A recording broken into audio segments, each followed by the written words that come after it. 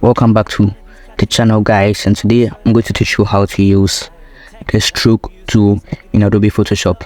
This is Photoshop under 3 minutes, and let's get right to it. So the stroke tool is when you have a layer in Photoshop and you see a border around that layer.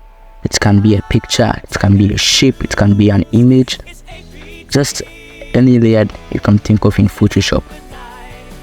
So I'm going to show you the easiest way to use the stroke tool. So you select the layer that you want to use or you want to stroke.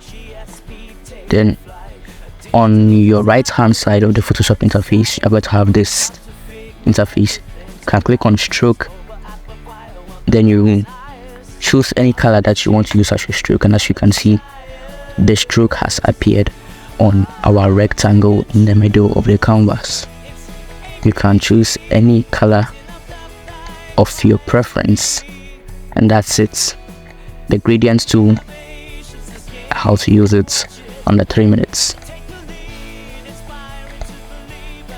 Thank you for watching, guys. This is Photoshop under 3 minutes, where we teach you Photoshop tips and tricks and tutorials under 3 minutes.